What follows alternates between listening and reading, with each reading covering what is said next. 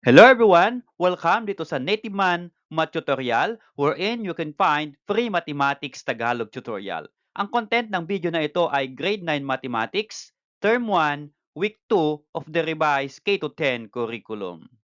For today's video lesson, we are going to discuss how to determine the angle measure of a parallel lines cut by transversal, angle pairs, and perpendicular lines. But before we discuss this lesson, if you are not yet subscribed to this channel, please subscribe for more video lesson.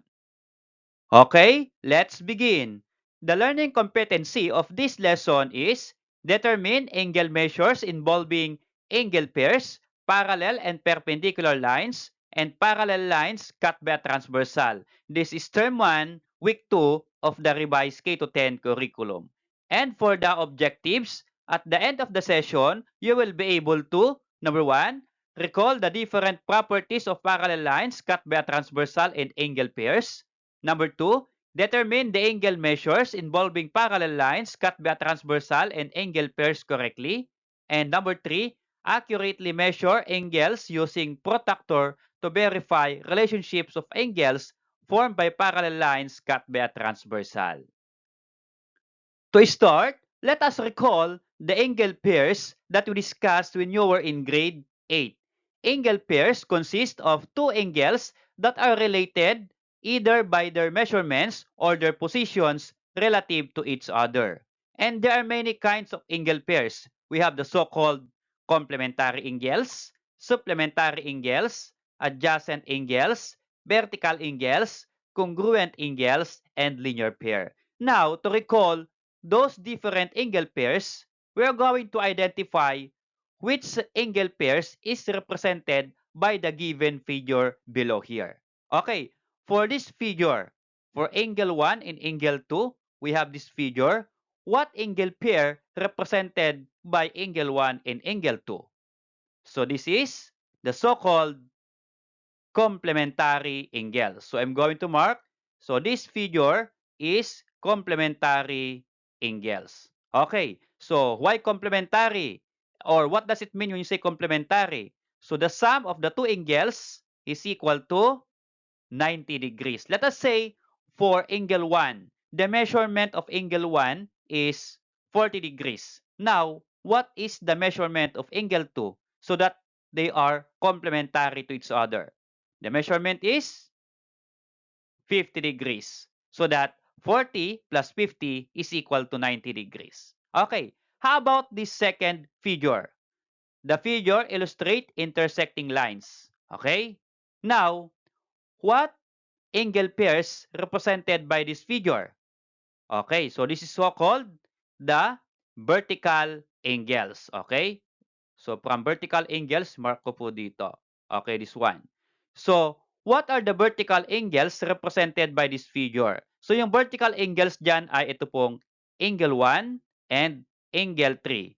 So, yung magka-opposite na angle nito, they are vertical angles. So, let us say, angle 1 is equal to 50 degrees. What is the measurement of angle 3? Or what is the relationship of the vertical angles? So, they are congruent. So, if angle 1 is 50 degrees, then angle 3 is also 50 degrees. Another one, 2 or angle 2 and angle 4 are also vertical angles. So, if angle 4 is 130 degrees, what is the measurement of angle 2? That is equal to 130 degrees also. Okay. How about this third figure? What angle pairs represented by this figure using angle 1 and angle 2 here? Okay? So, ang tawag po dito sa figure na ito na nire-represent ng angle 1 and angle 2 ay ito po yung tinatawag na supplementary angles. Okay? So, lagyan ko po ng mark. They are supplementary angles. So, at the same time, they are also called linear pair. Okay. So here, yung linear pair, pwede po dito sa supplementary angles at yung linear pair, pwede rin po dito sa vertical angle. So later, I'm going to discuss. So, if angle 1 in our figure is 60 degrees, what is the measure of angle 2 so that they are supplementary? So the measurement is, to make it supplementary, that is equal to 120 degrees. So ano pong ibig sabihin ng supplementary? Supplementary angles, the sum of the measures of two angles is equal to 180 degrees. So 60 plus 120 is equal to 180 degrees. So ito pong line na ito, straight line, ito po yung nagsasabi na ito po ay 180 degrees. And for the last one, what kind of angle pairs is this? Represented by angle 1 and angle 2. So ito po yung tinatawag na adjacent angles. So for the adjacent angles, wala pong relationship yung measurement ng angles. Okay. So again, ito pong figure 2 and for figure 3 ay pwede pong linear pair. So ano po ba yung sinasabi ng linear pair as a recall? So yung linear pair ay sila po ay supplementary o yung two angles are supplementary at the same time sila po ay adjacent. Just like here in our figure, angle 1 and angle 4, they are supplementary with each other. If you are going to add 50 plus 130 is 180. At the same time, they are adjacent. So they are linear pair. Okay? We are going to use this concept in finding the angle measures. Okay? To apply the concept of angle pairs, we are going to have this activity 1. Find the measure of angle x in each figure applying perpendicular lines and angle pairs. So this is our number 1 figure. So intersecting lines and the measurement of this angle is 110 degrees. So what is the measurement of this angle x? Okay? So what is the relationship between 110 degrees and x? They are supplementary angles. So again, supplementary, the sum is equal to 180 degrees. So to make it 180 degrees, so x is equal to subtract 180 by 110 to get the value of x here. So 180 minus 110, that is equal to 70 degrees. So therefore, the value of x or the measurement of angle x is equal to 70 degrees. So kapag ipa-plus natin, 110 plus 70 is equal to 180 degrees. How about number 2? Okay, again, intersecting lines. We have 60 degrees here and we are going to find the measurement of this angle x. So ano po yung relationship ng 60 degrees and x? Again, sa angle pairs, sila po ay magkatalikod na angle, sila po ay vertical angles. So vertical angles are congruent, so therefore, x is equal to 60 degrees or angle x is equal to 60 degrees. How about number 3? So there are two lines and then we have ray here. So this angle is 75 degrees. Okay, and we have right angle here. And we are going to find the measurement of this angle x. So paano po ba natin makukuha yung measurement ng angle x na ito? Okay, so first, itong 75, idala po natin dito kasi this angle is the vertical angle of 75. So sila po ay vertical angles kasi ito po yung line na nag-intersect. At ito po yung katalikod na angle ng 75. Okay, so this angle is also 75 degrees. Now, connect this 75 degrees with angle x. So ito pong angle na ito ay 90 degrees or right angle or they are complementary angles. So again, ang complementary ay sila po ay nagpo-form or the sum should be equal to 90 degrees. So ang buong ito ay 90. So subtract natin yung 90 by 75, then the difference is equal to 15. Okay? So the measurement of angle x is equal to 15 degrees. Okay, another one. We have figure 4, 5, and 6. So we have this figure number 4 at ang given po ay intersecting lines. We have box here and we're going to find out what is the measurement of this angle x. Okay, so ano po yung measurement ng angle x? The measurement of that angle x is equal to 90 degrees. So dito, wala pong given measure, pero may box po dito. Again, ang ibig sabihin po dito ay 90 degrees. So if this is 90, what is the measurement of angle x? So that, ito pong dalawang angles na ito ay mag-form ng 180 degrees. Bakit po 180? Kasi ito po ay vertical lines, ito po ay straight line. Okay, so kapag straight line, ang measurement po ng angles ay 180 degrees. So, if that is 90, then x is 90 also, so that 90 plus 90 is equal to 180 degrees. Okay? How about number 5 figure?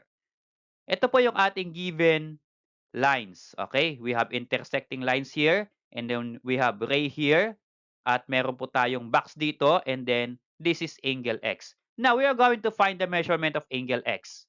At ito po yung given dito sa ating figure, which is 70 degrees.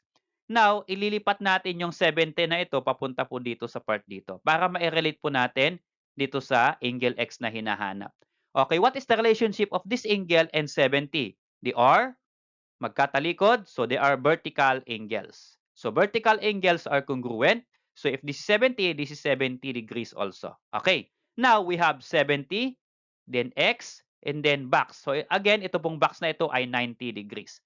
So again, take note na yung straight line, dapat magpo-form po yan ng 180 degrees. Okay? Yung isang buong po ito ay 180. So if this is 70 and this is 90, what is the total if you're going to add?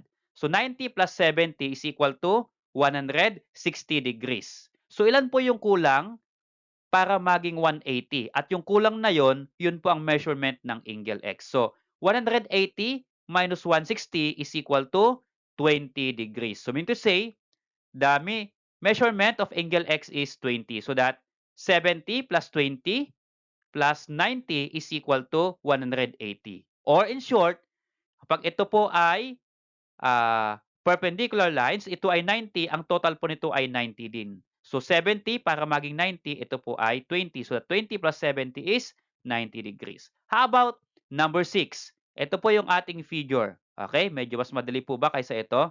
Okay, so ito po ay perpendicular lines kasi meron pong box dito. Okay, so mean to say, kapag ito po ay box or 90 degrees, ito din po ay 90 degrees. So we are going to have this one. So, ibig sabihin, 90 din yan. So that 90 plus 90 is 180 to make it straight angle. Okay?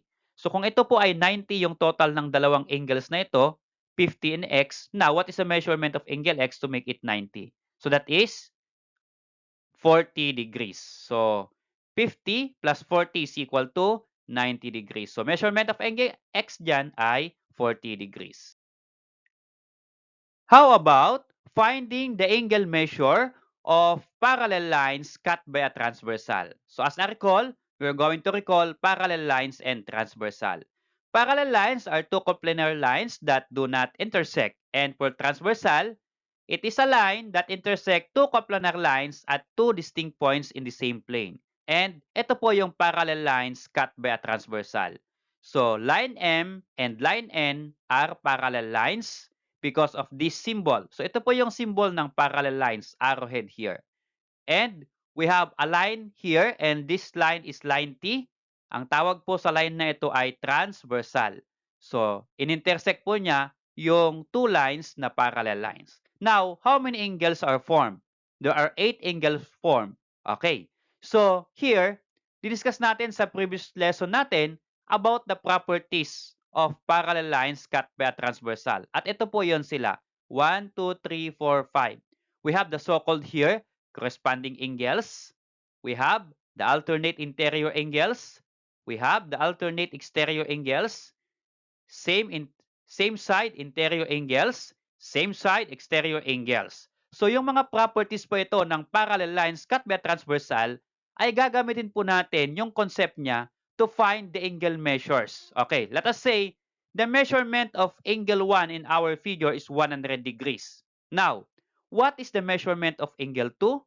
Angle 3, 4, 5, 6, 7, and 8. So kahit isa lang po yung given sa figure na ito, angle 1 lang, lahat po ng measurement ng angles na nandito ay masosolve po natin applying the properties of parallel lines cut by transversal and also the different angle pairs. Okay, so let's try to apply the concept of parallel lines cut by transversal and angle pairs by finding the different angles. We have these illustrative examples. Find the measure of angles indicated in the figure below, applying angle pairs and other properties. Okay, So again, ito po ay parallel lines cut by a transversal, and the measurement of angle 1 is equal to 100 degrees. Now, we're going to find the measure of angle 2 until the measurement of angle 8.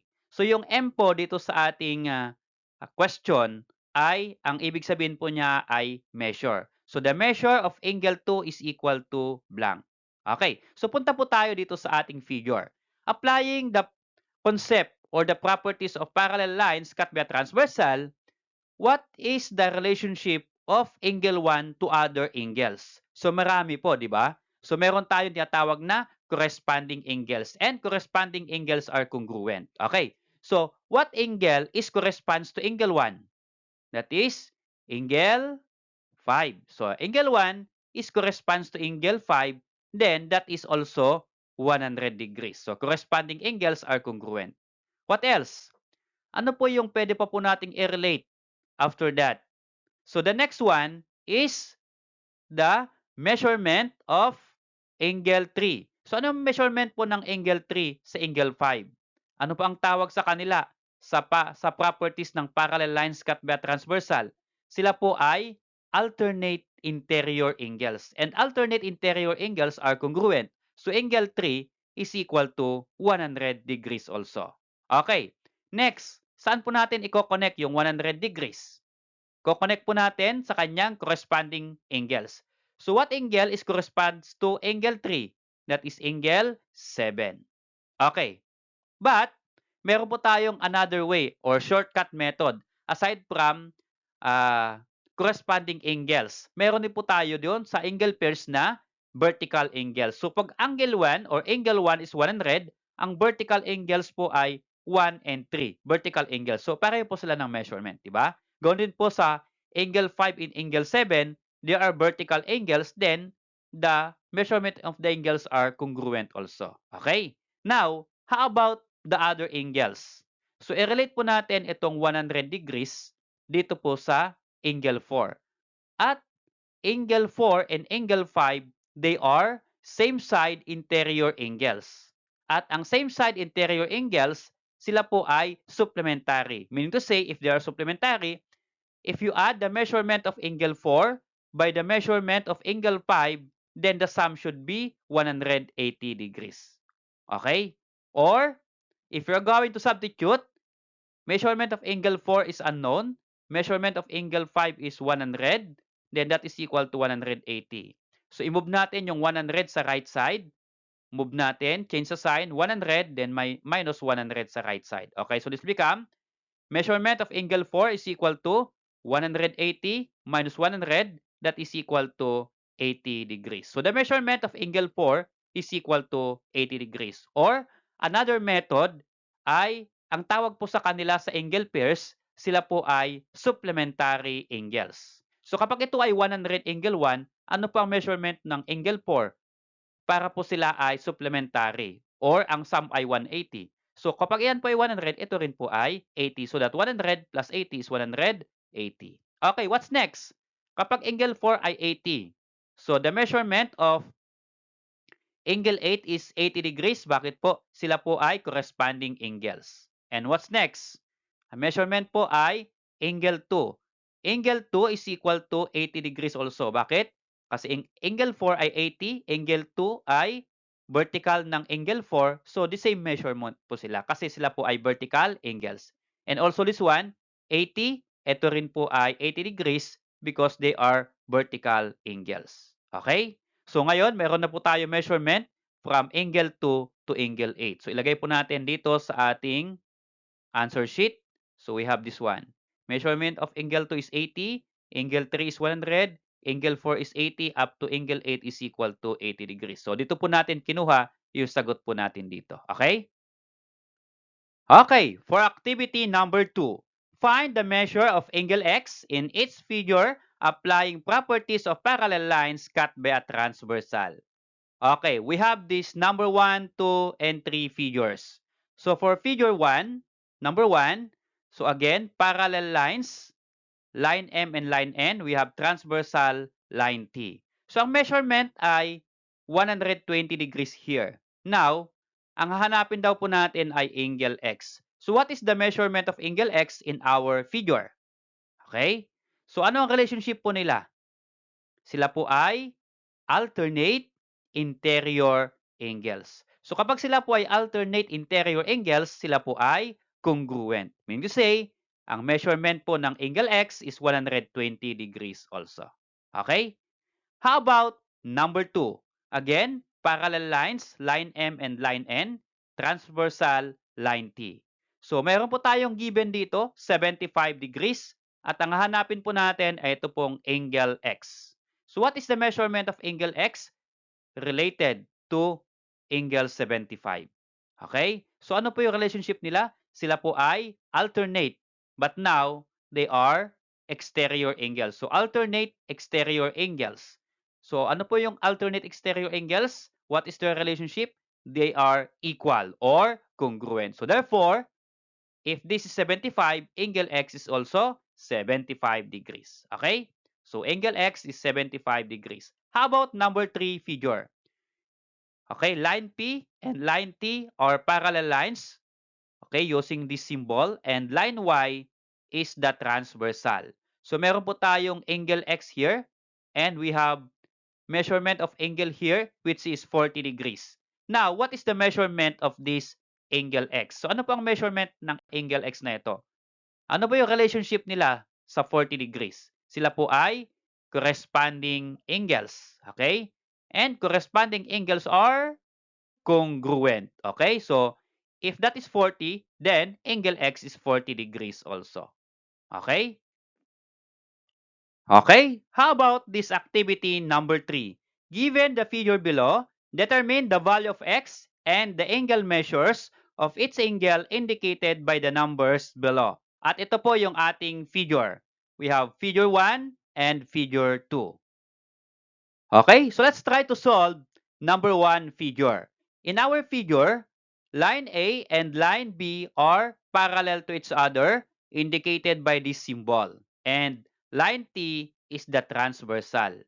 Now, we have this angle measures x plus 30 degrees and the measurement of this angle is 100 degrees. So yung question po ay, determine the value of x. So we are going to solve for the value of x and then the angle measure of each angle indicated by numbers below. So pagkatapos daw natin makuha yung measurement ng value ng x, then we're going to determine the measure of angle 1, 2, 3, 4, and 5. So first, we are going to determine or solve for the value of x here. Okay, so paano nga po ba isolve yung value ng x? Tingnan po natin yung given. X plus 30 degrees at 100 degrees.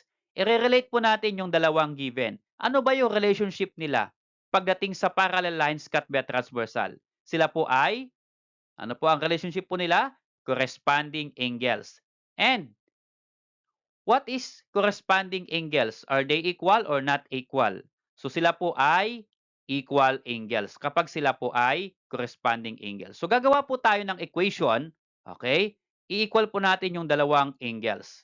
So x plus 30, this one, is equal to 100 degrees. Okay. So tanggal muna natin yung degree, degree na unit and then yung close and open parenthesis for our computation. So we have x plus 30 is equal to 100. And solve for x here. I-move natin yung 30 sa right ng equal sign, applying addition property of equality. Okay? So kapag move natin yung plus 30, magiging minus 30 sa kabila. So this become x is equal to 100, then minus 30. And 100 minus 30 is equal to 70, okay, or 70. So the measurement or the value of x is equal to 70. So x pa lang po yung na-solve natin, 70. Now, what is the measurement of this angle kapag x ay 70? So dito pa lang pwede po nating i-oral. So kung yung x ay 70, i-add natin sa 30, 70 plus 30 is equal to 100 degrees. Okay, this one, i-compute po natin dito sa baba. X plus 30, then substitute yung value ng x na 70. 70 plus 30 is equal to 100. Okay, so here, the measurement of angle x, angle here is equal to 100. Tama ba na 100 silang dalawa? Yes, sila po ay 100 because they are corresponding angles. Now, using this given, we're going to get the value of or the measurement of angle 1, 2, 3, 4, and 5. Start po tayo dito sa 100 dito. So, what is the relationship of 100 and angle 2? So, sila po ay vertical angles. Okay? At dito naman po, sila po ay supplementary angles. So, the measurement of angle 2 ay 100. Then next, andun po dyan ang may 100 pa. Ito pong angle 4, 100. Kasi pwede pong sila ay corresponding angles. Pwede naman po dito mag-umpisa, sila po ay vertical angles. Okay? Another one, the measure there is 80. As I said, ito pong 100 at angle 1, sila po ay supplementary angles. So, dapat ang sum po ay 180. So, kung 100 na itong angle, dapat ito pong angle 1 ay 80 to make it 180 degrees. Okay? And then, what's next? The measurement of angle 3 is 80. Saan natin inirelate? Pwede pong corresponding angles. Pwede rin po itong 100. So, ito po ay supplementary angles din sila. 100 plus 80 is 180. And last, ito pong angle 5. The measurement is 80 degrees also. So, sila po ay vertical angles ng angle 3. Okay? So, lagay po natin sa gilid yung mga sagot natin. We have angle 1, 80, angle 2, 100, this one, angle 3, 80, angle 4, 100, angle 5, 80. Okay? How about the number 2 figure? Again, we have line P and line Q are parallel to each other, and line T is the transversal. We're going to solve for X and find out the measurement of angle 1, 2, 3, 4, 5, and 6. Now, ito po yung ating given. Dalawa po sila. So, we have 2x plus 10 degrees and we have x plus 20 degrees. Now, to solve for the value of x, tignan po natin ano ba yung relationship ng dalawang angles na ito na given. So, sila po ay nasa the same side ng transversal at sila po ay nasa interior. Okay? So, ito pong tawag sa kanila ay same side interior angles. And what is the relationship of same sides interior angles to solve for x? So, sila po ay supplementary angles. Okay, so kung sila ay supplementary angles, ano po ang ibig sabihin? The sum of the two angles is equal to 180 degrees. So, i-add po natin yung dalawang angles na ito. Okay? 2x plus 10 degrees plus x plus 20 degrees. Then, the sum should be 180 degrees. Okay. So, what are we going to do? Next step, para i-add natin, i-remove po natin muna yung close and open parenthesis and then degree. Okay? Para madali po nating i-add. So, here, to add, ang pagpaplasin po natin dyan yung pareho pong may variable. So, ito pong 2x and then x.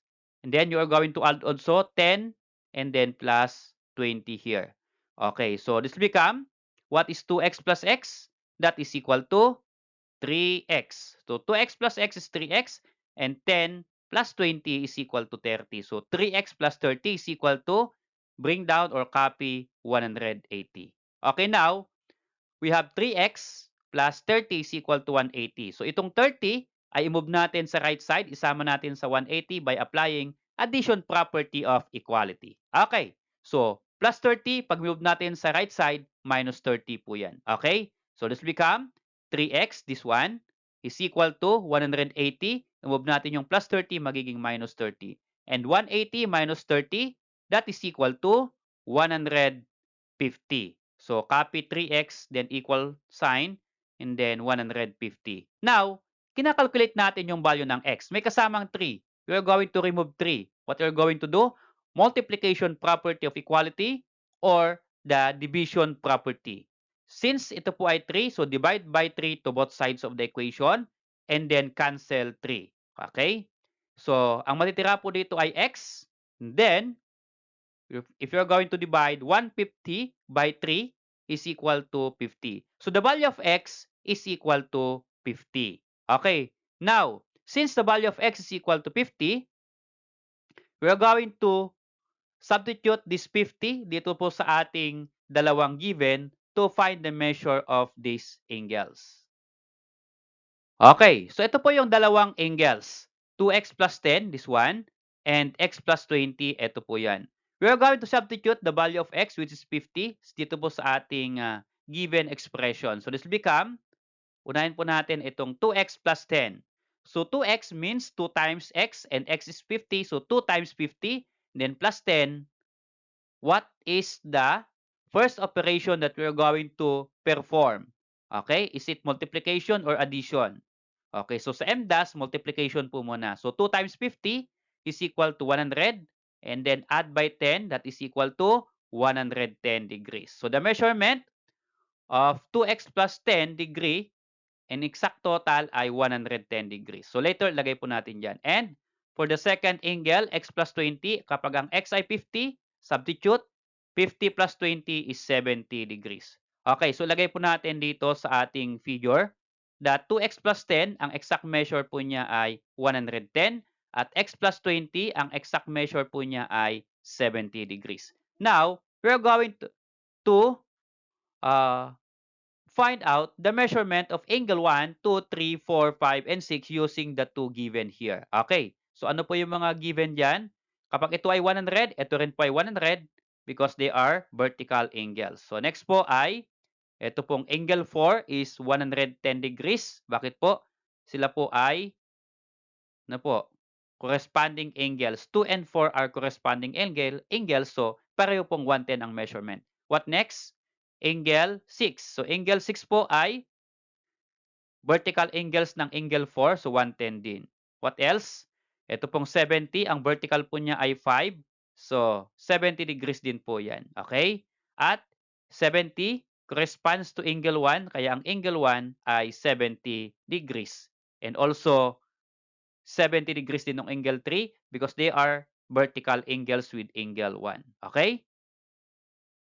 Okay, we are going to list our answer here from angle 1 to angle 6. So, angle 1 is 70.